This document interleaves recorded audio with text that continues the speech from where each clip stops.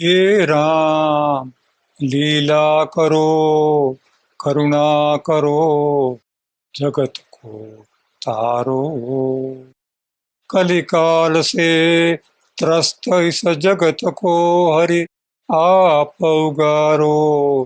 बंधन तोड़ो अंतर मोड़ो कुटिल अहम को मारो। हे राम लीला करो करुणा करो जगत को तारो। जगत सोया प्रकाश न पाया ज्ञान से अज्ञान को जारो। आसन छोड़ी विश्वास न छोड़ा अनंत भव भार हरो। सदानंद तुष्टि दो मुक्ति दो दृष्टि दो भवसागर पार करो।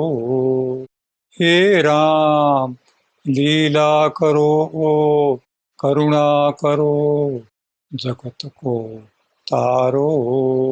हे राम लीला करो करुणा करो जगत को तारो। हे परमात्मा,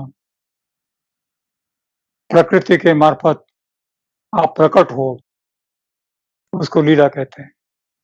लीला करो, करुणा करो, जगत को तार दो। यह कलिकाल से जगत अनंत काल से त्रस्त है, जन्म देता है, मारता है। हे परमात्मा, आप उगारो, अनंत जन्मों के बंधन तोड़ो, संसार को अंतर की तरफ मोड़ो, कुटिल अहंकार को मारो। परमात्मा, जगत सोया है, कभी प्रकाश नहीं पाया। ज्ञान से अज्ञान को जला दो। उसने आशा छोड़ दी है, लेकिन आप विश्वास दीजिए, अनंत भव भार को हरण कर लीजिए। संसार को तुष्टि दो, मुक्ति दो, अंतर्दृष्टि दो। हे परमात्मन, भव सागर पार कराओ।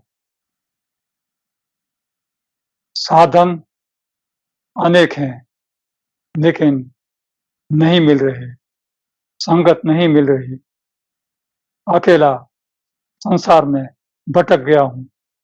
जब तक मेरी सांस चलेगी, मैं व्यर्थ काल को खो करके संसार में भटक रहा हूं। मैं रोमांचित होकर के, आकुल व्याकुल होकर के आपको पाने के लिए आपके चरणों में पड़ा हूं। मुझे सेवा का अवसर दीजिए। मैं भिखारी वेश में, व्यापारी वेश में, साधु वेश में, अनेक वेश में संसार में आकर भटका किया हूं। मैं आपका चिंतन मनन करूं।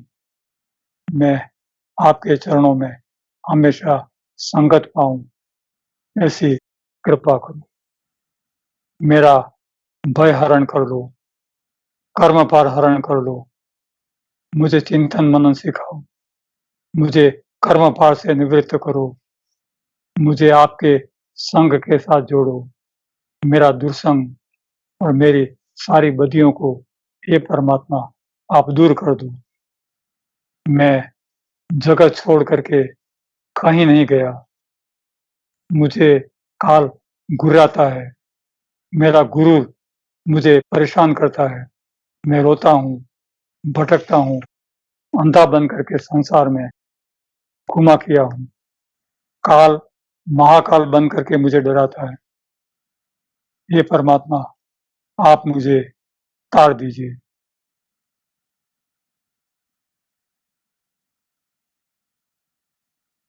संसार अनंत काल से बेटा परमात्मा पाने के लिए छटपटा रहा है। मैं कहाँ से आया, कहाँ जाऊं, कैसे परमात्मा को प्राप्त करूं? बेटा, इसी मन चिंतन में अनेक बार परमात्मा आत्म अवलोकन नहीं कर पाता, अपने आप को नहीं जांच पाता। आदमी कई बार छोटी बड़ी मूर्खताएं कर बैठता है। वो अपनी नहीं दिखती, दूसरे की दिखती है। वो कहता है देखो वो मूर्ख है, वो ऐसा है, वो वैसा है, लेकिन अपने आप को वो ढाँक देता है। ढाँकना नहीं चाहिए बेटा, अपनी भूलों को उजागर करना चाहिए। सही सोच का अभाव वही अपनी भूल है। सही-सही सोच हम नहीं कर सकते। कोई बड़ा है, कोई छोटा है, कोई धनवान है, कोई निर्धन है, कोई पराया है, कोई अपना है, कोई भला है, कोई बुरा है, कोई सुखी है, दुखी है, पुण्यशाली है, पापी है। बेटा ये सभी जीवन मूल्य ये आदमी अपने आप खड़े करता है। आदमी यदि अपने आप समझ जाए, तो अपने प्रतिस्पर्धियों से उसको लड़ना नहीं पड़ता। प्रतिस्पर्धी अपने आप पैदा करता है आदमी। प्रतिस्पर्धी क्यों पैदा करता है बेटा? एक चीज़ वो बना तो दूसरा प्रतिस्पर्धी खड़ा हो गया। वो बड़ा बना तो छोटा कोई खड़ा हो गया। छोटा बना तो आगे वो बड़ा हो गया। धनवान बना तो कोई निर्धन बन गया। वो भला बन गया तो कोई बुरा बन गया। वो सुखी बन गया तो कोई दुखी बन गया। अपने आप आदमी प्रतिस्पर्धा खड़ी करता है और अनेक अवलोकन ऐसे करता है, जैसे वो संसार में डूब गया है और उसको उगरने के लिए, संसार से बाहर निकलने के लिए कोई रास्ता है ही नहीं। जीवन मूल्यों को इतना नहीं गिराना चाहिए कि वो मुफलिस की तरह बेटा रोड पर आ जाए। जीवन मूल्य बहुत कीमती है, जैसे पुण्य है, सदाचार है, दया है, करुणा है, प्रेम है, भाव है, ये सब अपने जीवन मूल्य हैं। इन जीवन मूल्यों को उजागर करना चाहिए। जीवन मूल्यों को यदि आदमी उजागर नहीं करता, तो वो मुफलिस की तरह रोड पर आ जाता है बेटा। संसार में अनेक पीड़ाएँ सहन करता है। वो अपने आप को गिरा देता है और यदि वो अपने आप को इतना बढ़ा देता है कि अध्यात्म भी उसके सामने छोटा लगने लगता है बेटा और व्यर्थ लगने लगता है। ये भी बुरी चीज़ है। आदमी बहुत बड़ा नेता बन जाए, बहुत बड़ा राजा बन जाए, बहुत बड़ा धनवान बन जाए और अध्यात्म को व्यर्थ मानने लगता है। आध्यात्मिकों की कोई कदर नहीं करता, तो ये भी बुरी चीज़ है। अपने आप को गिरा देना और अध्यात्म से अपने आप को इतना बढ़ा देना कि उसको जीवन मूल्य पता ही ना चले, दोनों बातें बेटा गलत है। इन दोनों से संसार को उगरना चाहिए। होने में विश्वास रखो बेटा, बनने में नहीं। होना शाश्वत है और बनना अहंकार है बेटा।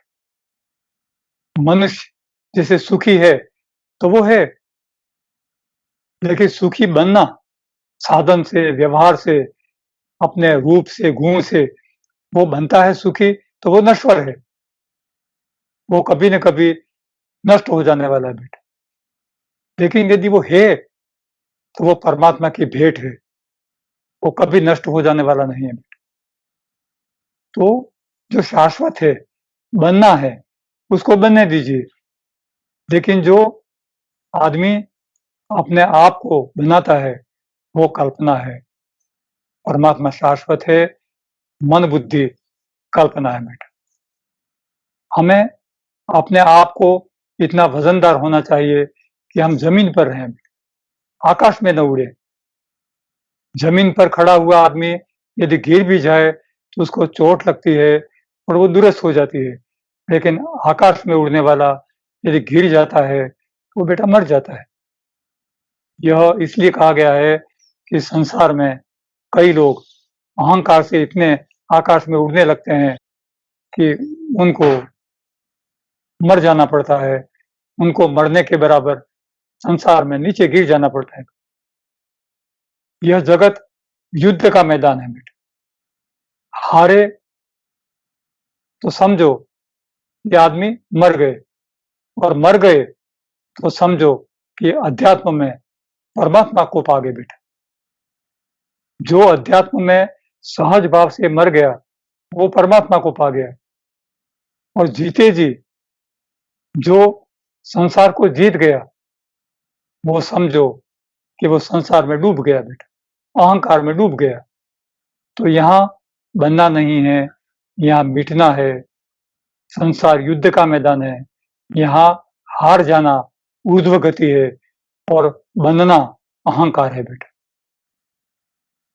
साधन की कीमत सेवा से मेरा बेटा लौटा ही नहीं जा सकती। लेकिन कई बार साधन इतनी उच्च कक्षा के होते हैं कि हमें अपने आप को समर्पित करके उसकी कीमत परमात्मा के चरणों में सौंप देनी पड़ती है। हर कोई चाहता है कि संसार में अहंकार सुरक्षित रहे। अहंकार इतना प्यारा है आदमी को कि यदि वो उस पर कोई जोखिम आ जाए तो उसको लगने लगता है कि भाई अब मेरी पहचान मिट जाएगी, मैं क्या करूंगा, मुझे कोई पहचानेगा नहीं, मैं संसार में व्यवहार कैसे चलाऊंगा। तो अहंकार को सुरक्षित रखता है क्योंकि यही उसकी पहचान है, वही उसको उसी से संसार उसको जानता है बेटा। लेकिन वो छोड़ने के लिए तैयार नहीं होता, ये उसकी करुणता है। सब कुछ सांसारिक चीजें बचाए रखकर भी यदि वो अपना अहंकार छोड़ भी दे तो बेटा क्या बुरा है, क्यों नहीं छोड़ता, छोड़ दे तो वो उसके कल्याण के लिए बेटा। अध्यात्म तैरने को कहा जाता है। सारा संसार कहता है बेटा तैर जाओ। संसार में भी जो साधुजन हैं, कई ऐसे लोग हैं, सुबुद्ध हैं, अच्छे अनुभवी हैं, निष्ठा से जीवन जीते हैं बेटा, वो भी किसी साधु से कम नहीं है बेटा, उनको भी हम महत्व देते हैं। वो आगे आध्यात्मिक मार्ग को तय करने वाले हैं, इस जन्म में नहीं तो अगले कई जन्मों में। तो सब कहते हैं कि भाई तैर जाओ, डूबो मत। तो एक सांसारिक कहता है कि दादा इसमें डूबने के लिए कोई क्यों नहीं कहता। हम कहते हैं कि बेटा मौज शौक में डूबना, धन दौलत में डूबना, मोह माया में डूबना, ये कोई अच्छी बात नहीं हुई। ये डूबना कोई अच्छी बात नहीं है, बुरी बात है। लेकिन संसार में तैर जाना ये सदगति है।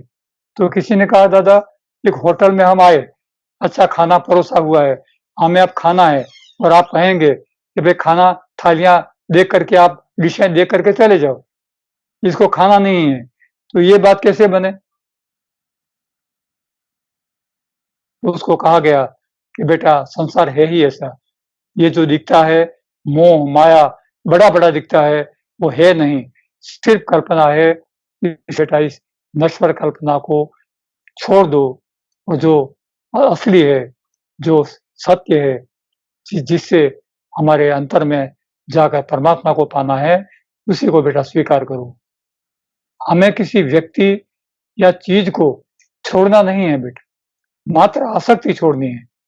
कोई कहे कि भाई ये तो सरेंडर करने की बात है, अध्यात्म में आते हैं तो ये सदगुरु सब छुड़वा देते हैं, तो हम सब छोड़ देंगे तो फिर संसार में पाएंगे क्यों, संसार में हम आए ही क्यों। वो ये नहीं जानते कि भाई संसार में आना तो आपका शेष कर्म है, आप ही अपने कर्मों से आए हैं, कोई जबरदस्ती आपको संसार में नहीं लाया। और जो आपका व्यवहार है, चीज वस्तु है, आपका शरीर है और भी कई चीजें हैं, आपके स्वजन हैं, इनको छोड़ने के लिए कोई नहीं कहता, सिर्फ उनके साथ रहो, पाओ, बहुत कुछ पाओ, धन दौलत कमाओ, व्यवहार रखो, सब कुछ करो, लेकिन उनके प्रति आसक्ति छोड़ दो बेटा। आसक्ति छोड़ना सदगति है, आसक्ति न छोड़ना बेटा दुर्गति है।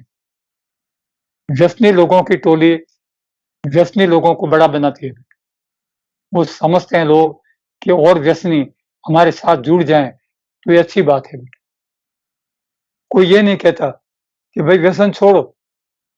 इसी तरह संसारी लोग संसार को और बड़ा बनाना चाहते हैं, और संसारी लोग आ जाएं, सब अहंकारी बने। बेटा बनो बनो और बनो, संसार में डूबे रहो, संसार में लगे रहो, मोह माया का काम करते रहो। इसी से लोग खुश होते हैं और हमें आशीष देते हैं, बेटा संसार में बने रहो। लेकिन संसार अहंकार छोड़ने की चीज है और वो पाने की चीज नहीं है बेटा। तो संसार का कद, धर्मों का कद, संप्रदायों का कद जुटाने में संसार लगा हुआ है। ये कद जुटाना, संसार को बड़ा करना, संसार में पसारा करना, ये कोई ऊर्ध्व गति बात की नहीं है, ये कोई ऊंची चीज नहीं है बेटा। हमारा किसी से बेटा अपमान हो जाए, किसी का कोई नुकसान हो जाए, तो हम उसे बरसों तक याद रखते हैं। देखो किसी ने नुकसान कर दिया, किसी ने हमारा अपमान कर दिया, किसी ने हमारी कोई चीज़ को चोरी कर ली, तो इस चीज़ को हम याद करते हैं। किसी सत्कार्य को याद नहीं करते। हमने कोई अच्छी चीज़ लेकिन सत्कार्य को बेटा भूल जाना चाहिए, ये भी अच्छी बात है। लेकिन हमें जो सत्कार्य करना है, उसको भूल जाना है, लेकिन जो दुर्गति है, हमसे कोई कुछ नुकसान हुआ, अपमान हुआ है, उसको भी बेटा भूल जाना है, उसको याद नहीं करना है। उसको याद करके हम अपने ज़िंदगी को दुर्गति में क्यों डालें? क्यों समय बर्बाद करें? सत्य कार्य क्यों ना करें? संसार कहता है, बेटा यह काम मैंने किया, मैं कर रहा हूँ, मुझसे ही होगा। जब नहीं होता है, तो वो परमात्मा को दोष दे देता है। परमात्मा है ही कहाँ? होता तो ये मेरा काम बिगड़ता, मेरा ये होता, वो होता, परमात्मा के दोष निकालता है बेटा। लेकिन कभी ये नहीं कहता कि यह सब परमात्मा ही करता है, मुझे ही परमात्मा ने ही बनाया है, मेरा सब भार परमात्मा ही उठाए हुए है। ये कभी स्वीकार नहीं करता। यदि ये बात स्वीकार कर ले, तो संसार ऊर्ध्व गति को पाता है, उसकी बेटा सद्गति हो जाती है। जिस कार्य को करने में पीढ़ियाँ लग जाती हैं बेटा, ये कार्य कभी कोई एक पीढ़ी बड़ी सरलता से कर लेता है बेटा। आपने भी देखा होगा, आपकी 5 पीढ़ियों को आप जानते होंगे, तो आपने देखा होगा कि 5 पीढ़ियों में कोई एक पीढ़ी आ जाती है, जो बहुत को अच्छा काम कर जाती है बेटा। संसार में कोई बड़ा पद पा लेती है, अच्छा-सा उद्योग में का कमा लेती है, अच्छा-सा कोई कलाकार बन जाता है, कोई अच्छा खिलाड़ी बन जाता है, अच्छा-सा कोई आध्यात्मिक बन जाता है बेटा। तो ये चीज़ अंतर्बल की होती है, अपने पक्के ध्येय की होती है, परमात्मा को पाने की होती है। ये चीज़ हमेशा हमें ऊँची गति को ले जाती है और बेटा ये काम हमें दौड़ कर करना चाहिए, अच्छी तरह ये काम पूरा करना चाहिए बेटा। मैं समय का पाबंद हूँ, तो सामने वाले को समय का पाबंद ही होना चाहिए। बेटा ऐसा आग्रह हम क्यों रखें? हम कहीं समय पर पहुँच गए और सामने वाला नहीं पहुँचा, तो हम उसका दोष निकालेंगे कि भई वह क्यों नहीं पहुँचा? मैंने समय दिया था, वो क्यों नहीं पहुँचा? ऐसा ख्याल क्यों रखूँ बेटा? ये सांसारिकता है। ऐसा ख्याल रखना और किसी को अपने साथ इस तरह जोड़ लेना, ये बेटा आग्रह की बात है। हमें हठाग्रही और दुराग्रही नहीं होना है, हमें अनाग्रही होना है। हमें कोई ऐसा आग्रह नहीं करना है कि मैं ऐसा ही करूँगा, ऐसा नहीं ही करूँगा, ये ऐसा ही होगा, वैसा ही होगा। ये आग्रह हमें नहीं करना है, ऐसा आग्रह बेटा छोड़ देना है। हमें संसार में बेटा प्रशस्ति को प्राप्त होना है। हमें संसार में कभी नीची कक्षा को हासिल नहीं करना। हम परमात्मा के कारण से ऊँचे हैं। हम जो कुछ भी हैं बेटा, परमात्मा के कारण से। सूर्य उगता है, तो हम उसको दिया बताते हैं बेटा? नहीं बताते, इसलिए कि दिया सूर्य में समा जाता है। सूर्य के आगे दिया बताना बड़ी बात नहीं है। उसी तरह परमात्मा हमें प्रशस्त करता है, हमें ऊँची गति को ले जाता है, तो फिर हमें संसार में कोई ऊँचा पद हासिल करना, हमें संसार में बड़प्पन बताना कोई ज़रूरी नहीं है बेटा। जब तक आप अपने आप को नहीं जानते, बेटा तब तक आप किसी को नहीं जानते और इसीलिए आप अपने आप को जानने का प्रयत्न करते हैं। बेटा अपने आप को जानने के बाद संसार नहीं रहता। अपने आप को जान लिया, परमात्मा को पा लिया, तो फिर संसार छूट गया। फिर आप किसको जानेंगे? संसार तो रहा ही नहीं। फिर किसको जानेंगे? सारा संसार आत्मसात कर लेना है, सारा संसार जान लेना है। परमात्मा के इस मैदान का और परमात्मा के संसार के इस खेल को आपको मुट्ठी में ले लेना है, तो बेटा अपने आप जाग जाइए। जाग जाइए, परमात्मा का यह खेल आपकी मुट्ठी में आ जाएगा बेटा। अपने पैरों पर खड़े रहने पर सारे आधार लुप्त हो जाते हैं। आप परमात्मा का भी आधार नहीं चाहते, लेकिन परमात्मा आपको आधार दे देता है, आपको उठा लेता है बेटा। तो आपको सांसारिक किसी आधार की जरूरत नहीं है, परमात्मा का एक ही आधार मांगिए और अपने पैरों पर खड़े रहिए बेटा। अपने पर खड़े रहना ये जीवन की प्रकृति है बेटा, जीवन की सहजता है बेटा। कई बार बच्चे भी माँ बाप को बड़ा अच्छा रास्ता दिखाते हैं। इस बात में कहिए कि बच्चे माँ बाप को सुधार देते हैं बेटा। तो बच्चों को हमें उर्वरित करना चाहिए, बच्चों को हमें सक्षम बनाना चाहिए, मजबूत बनाना चाहिए बेटा। एक क्यारी में हमने पौधा बोया तो वो सूख रहा है बेटा, तो उसको खाद पानी देने वाले का दोष है या जमीन का दोष है? किसका दोष निकालेंगे हम? खाद पानी देने वाले का बेटा, जमीन का दोष नहीं। जमीन तो सहज है और पौधा उसमें उगना ही चाहिए। आपने खाद पानी नहीं दिया तो समझिए पौधा सूख गया बेटा।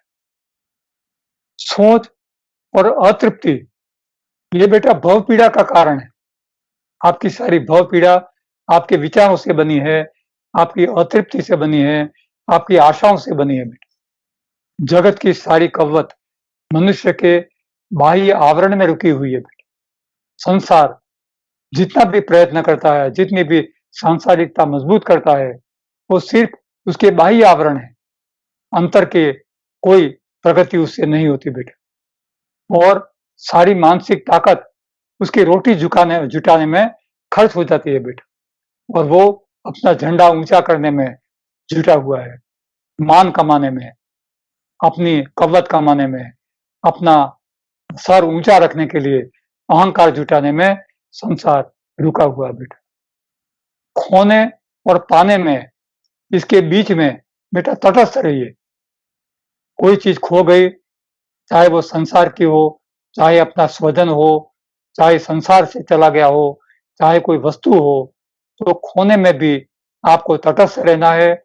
और यदि पा लिया तो उसमें भी अहंकार नहीं जताना है, उसमें भी आपको तटस्थ ही रहना है। दोनों बातों में एक जैसा रहना है, अहंकार नहीं रखना है बेटा। प्रारब्ध आपकी राह देखता है और आप प्रारब्ध की राह देखते हैं बेटा। दोनों में पुरुषार्थ तटस्थ है। आप सोचते हैं कि प्रारब्ध कब जागेगा, मेरा ये काम कब होगा, अरे मेरा प्रारब्ध तो कब जागेगा, ये प्रारब्ध में कुछ है कि नहीं। कई बार कुछ लोग प्रारब्ध को कोसते हैं बेटा, कोसना नहीं चाहिए। प्रारब्ध अपना काम अपने आप करता है। वो प्रारब्ध में जो लिखा हुआ है बेटा वो घटेगा ही, वो आपके साथ होगा ही। और जो आप अब कार्य करके अगले जन्म का जो प्रारब्ध बना रहे हैं बेटा, उसमें आपको तटस्थ रहना है, एक एक डग फूंक फूंक कर रखना है और अपने आप को वहां ध्यान से चलना है बेटा। परमात्मा अचल है, परमात्मा तटस्थ है बेटा। जैसे सूर्य है, प्राणी आता है जाता है, काल आपसे जुड़ा है बेटा, इसलिए आप उससे प्रभावित होते हैं। परमात्मा कालातीत है बेटा। सूर्य जैसे तटस्थ है, पृथ्वी और सारे पिंड घूमते हैं, सूर्य नहीं घूमता बेटा। तो इन सब चीजें जो काल से प्रभावित हैं, उन पर काल असर करता है, सूर्य पर नहीं। तो इसी तरह परमात्मा ने हमें बनाया है, तो बेटा हम अपने कर्मों से बने हैं, हम अपने आप जीते हैं, अपने आप अपना भाग्य बनाते हैं। हम परमात्मा को क्यों दोष दें? परमात्मा हमें सिर्फ भला ही करते हैं, परमात्मा हमारा बुरा कुछ भी नहीं करते बेटा। आप अपने आप से उठे हैं बेटा और अपने आप में समा जाएंगे। जो बीच का खेल है वो किरदार का है बेटा। जन्म आपने लिया, आपके शेष कर्मों ने लिया, और काल के ग्रास होकर के मृत्यु भी आप ही पाएंगे। तो जन्म और मृत्यु दोनों के बीच का समय, आपका भार परमात्मा ने उठाया है बेटा। वो आपके अभिनय का काल है, आप अभिनय करते हैं और सारा जीवन जीते हैं बेटा। काल, प्रकृति, जीवात्मा ये सब प्रारब्ध के अभिनेता हैं बेटा। प्रारब्ध से ये सब जीवित हैं और परम अस्तित्व आपका प्लेटफॉर्म है। परम अस्तित्व यानी परमात्मा हम सबको झेल रहा है, हमारे खेल को देख रहा है। ये खेल भी उसी ने बनाया है बेटा। इस मैदान को आप खेलिए, उसका उपयोग करिए और परमात्मा को समर्पित हो जाइए बेटा। उल्टे सर लटकते हैं तो भी बेटा कई बार उल्टी नहीं होती, और हम सीधे खड़े हैं फिर भी उल्टी नहीं होती बेटा। तो हम दोनों बातों में हम अपने किरदार के निर्माण को क्यों नहीं समझते? परमात्मा ने जो निर्माण किया है वही बेटा उसका कर्तव्य है, उसने अपनी फर्ज अदा की है, हमें अपने फर्ज अदा करनी है। परमात्मा को भला बुरा नहीं कहना है बेटा। परमात्मा हमेशा कल्याणकारी है, वो कर्ता भाव ही सर्व सुख दुख का कारण है। परमात्मा तटस्थ है। जगत है तो बेटा दुख भी है, सुख भी है। आत्म सुख आपका सुख है, अनंत सुख है। जगत का सुख नश्वर है। इसलिए अंतर की खोज करिए और परमात्मा को बेटा पाइए। परमात्मा हमेशा आपके साथ है बेटा। आप अक्षरा को सुन लीजिए बेटा, पेज नंबर 38। सुख ही तो दुख रूप है, मोह लिप्त जो होए, शाश्वत सुख सत्संग है, सदगुरु खोजे हुए। बेटा सांसारिक सुख ही दुख है, जो मोह से लिपा हुआ है, मोह से लिपटा हुआ है। शाश्वत सुख है, वो तो सत्य संग है, परमात्मा का सानिध्य है बेटा। इसलिए सदगुरु की खोज करो और उसके सानिध्य का सेवन करो बेटा। सच्चा जीवन सत्यमय, झूठा दुख रूप होए। सच्चा जीवन सत्य समय सत्य के साथ है बेटा। परमात्मा का सानिध्य, सदगुरु का सानिध्य सत्यमय है, उसको बेटा हमेशा सेवन करो। एक क्षण भी उसके बिना मत रहो, उसको कभी उससे वंचित मत हो। लेकिन झूठा दुख रूप हो, झूठ संसार है, वो दुख रूप है, वो दुख ही देगा आपको। सत्संग जीवन लक्ष्य है, हमारे जीवन का लक्ष्य ही सत्संग है बेटा। लागे पावे कोई, यदि सत्संग से कोई लगा रहा है तो वो परमात्मा को पाकर ही रहता है। जड़ता को तू होम दे, धूनी रोज जलाए। धूनी जला करके बैठो बेटा, साधु लोगों की तरह धूनी जलाओ और सारी जो जड़ता है, अहंकार है, उसको उसमें होम दो, भविष्य की तरह। जैसे जौ, तिल वगैरह हम हवन में होमते हैं, उस तरह हमारी जड़ता, हमारा अहंकार, हमारा प्रमाद, सारी जो सांसारिक बुराइयां हैं, उसको उसमें होम दो बेटा। दर दर भटका क्यों करे, खाक आपकी खाए। अपने खाक छानता हुआ दर दर क्यों भटके आदमी, परमात्मा को क्यों प्राप्त नहीं कर लेता बेटा। मर जीवा मरने चला। मर जीवा जो पानी में डूब करके पानी में डूबी हुई चीजें निकालता है बेटा, उसको मर जीवा इसलिए कहते हैं कि वो पानी में बहुत समय तक जिंदा रहता है और लोग मर जाते हैं। तो ये जिंदा है फिर भी मरने के प्रयत्न करता है, इसलिए साहस करता है, इसलिए उसको मरजीवा कहते हैं। वो मरकर भी जिंदा रह जाता है बेटा। वो जिंदा रहने के लिए अंदर डूबता है, लेकिन मरने का साहस करता है और फिर भी जिंदा रहता है। तो हमें सत्संग में चाहे मृत्यु भी आ जाए, फिर भी सत्संग कभी छोड़ना नहीं है, क्योंकि वही हमें अजर अमर की तरफ ले जाता है बेटा। हवन रोज अपना करूं, अहम होम दू रोज। मैं रोज अपना हवन करूं और उसमें अहंकार को होम दूं। सुरता आग जलाई के, सुरता यानी हमेशा सतत क्षण क्षण परमात्मा के लिए मैं झांकता रहूं, इसको सुरता कहते हैं। इस सुरता रूपी आग में मैं सारे अहंकार को जला करके खाक कर दूं बेटा। यज्ञ आचरण का करे, देह भाव की खाक। जो देह भाव है, शरीर का भाव है, उसको खाक कर दो बेटा। ज्ञानाग्नि में जला करके उसको खाक कर दो और अपने जो आवरण हैं, अनेक जन्मों के अहंकार के आवरण आत्मा पर चढ़े हुए हैं, उसको जला करके बेटा उसका यज्ञ करो। निरभिमान चैतन्य रूप आपा फाकिक फाक। चैतन्य रूप जो निरभिमान आपने पढ़ा हुआ है, उसकी बेटा फाकी मार जाओ, उसको खा जाओ, उसका उसी तरह से निकल जाओ बेटा। संगत की रंगत चढ़े, फिर क्यों भटके कोई। सदगुरु का सानिध्य पाने में जब आपको सानिध्य मिल जाता है बेटा, आपको उसमें रुचि जाग जाती है, तब समझिए आप कभी भटकेंगे नहीं। आप खजाना खोल दे, उसमें सब कुछ होए, अपने अंतर का खजाना खोल दे बेटा, उसमें रत्नाकर पड़े हुए हैं, खजाना पड़ा हुआ है बेटा। उस खजाने में सब कुछ पड़ा हुआ है, अनंत पड़ा हुआ है, परमात्मा पड़ा हुआ है, अनंत सुख शांति और आनंद पड़ा हुआ है बेटा। उस खजाने को खोल दे मित्र। सुनना है तो आप सुन, यदि सुनना चाहता है तो अपने आप को सुन, संसार को मत सुन।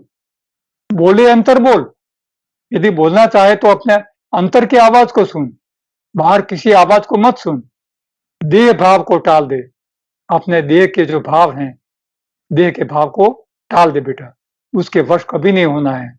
अपना चिट्ठा खोल और अपना सदगति का जो मार्ग है बेटा, उसको प्रशस्त करो, उस मार्ग पर चलते चलो। अपना पोला पाट दे, पोला यानी अपनी कमियां, अपनी कमियों को बेटा पाट यानी ढक दो, भर दे अमृत ज्ञान, और अपना जो अमृत है अंतर में पाया हुआ और पाने के लिए आप निकल पड़े हैं बेटा, उस अमृत से अपने अंतर को भर दो। पूर्ण अनुभव आप कर, पूर्ण पूर्ण पुरुष पाना है बेटा, पूर्ण पुरुषोत्तम राम। आपको पूर्ण होना है, आपको पूर्ण शिखर होना है, आपको शेष शिखर होना है, आपको मौन शिखर होना है। ये सब पूर्णता के प्रतीक हैं। जब आप पूर्ण हो जाते हैं बेटा, तब आप में कोई कमी नहीं रह जाती, आपका संसार चला जाता है और आप बेटा जाग जाते हैं। ये आपकी महिमा की पहचान है। आपकी महिमा परमात्मा की महिमा बन जाती है और वो आपकी पहचान बन जाती है बेटा। साधक साधन साध तू, साधक के जो साधन हैं, ज्ञान है बेटा, भक्ति है, उपासना है, योग है, ये भले करो, लेकिन साधो, सदगुरु के सानिध्य को बेटा साधो। माया की इच्छा जाए, आप में जो माया का ख्याल है, माया का भाव है, उसको बेटा छोड़ दो। जन्म मरण को त्याग कर, जन्म और मृत्यु को भूल जाओ। जन्म और मृत्यु है ही नहीं, तू प्रत्यक्ष समाए और प्रत्यक्ष जीवन जियो बेटा। भूत और भविष्य में क्या हो गया, क्या होगा, क्या किया, क्या करूंगा, ये सब भाव छोड़ दो और प्रत्यक्ष में जियो। प्रत्यक्ष का बेटा कोई प्रमाण नहीं होता। आप जब खड़े हैं, आप सब प्रत्यक्ष में स्वयं हैं, तो आप किसी प्रमाण को नहीं मांगते। उस प्रत्यक्ष प्रमाण, प्रत्यक्ष को आप हमेशा साध लो। कोटि जन्म सुख दुख रहे, करोड़ों जन्मों से आप अनेक सुख दुख पाते आए हैं बेटा। कई बार साधु बने, शैतान बने, राजा बने, रंक बने, चोर बने, डाकू बने, ये कई जन्मों तक सारे अभिनय आप करते आ रहे हैं। रहे देह से देह, आपने देह से देह प्राप्त किया बेटा, और इसीलिए आप इस देह में रह करके अब अहंकार को छोड़ना चाहते हैं।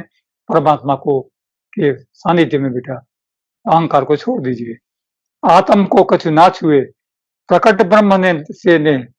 अब आत्मा को प्रशस्त करो, उसके आवरण उतारो और प्रकट ब्रह्म है, ब्रह्म को बेटा प्रकट करो।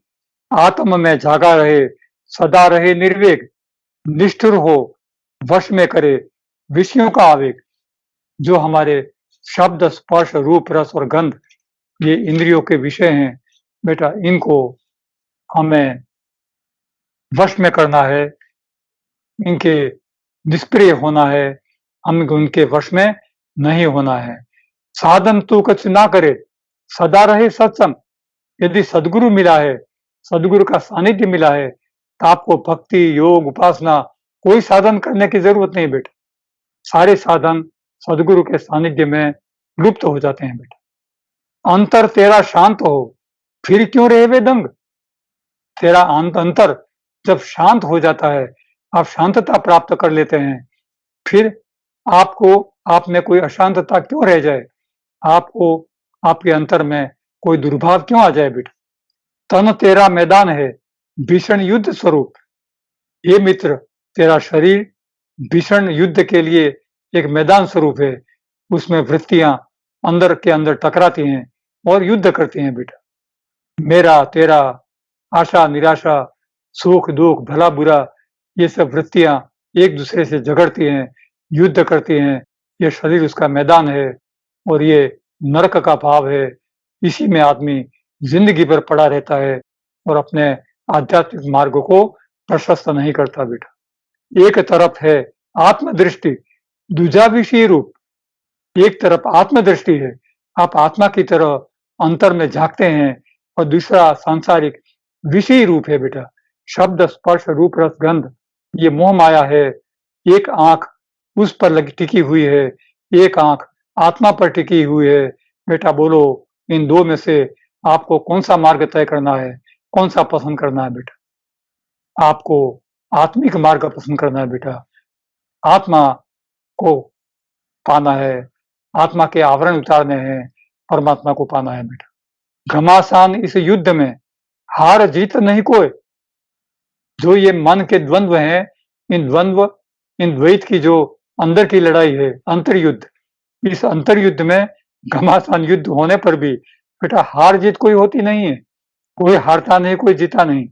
लेकिन मरकर जो अमरा भया, इनको मार करके जो अमर हो गया, ऐसा योद्धा कोई, ऐसा योद्धा बेटा कोई कोई होता है जो जाग जाता है, और वो परम धन्य है जो ऐसे युद्ध के मैदान को, युद्ध के इसको ढाक करके, इस युद्ध को खत्म करके, मोह माया को खत्म करके, अहंकार को खत्म करके परमात्मा पा गया है, और परमात्मा का मैदान ही उसने प्रशस्त किया है बेटा। युद्ध मिटे फिर शांति है, सुख अरु वह आनंद।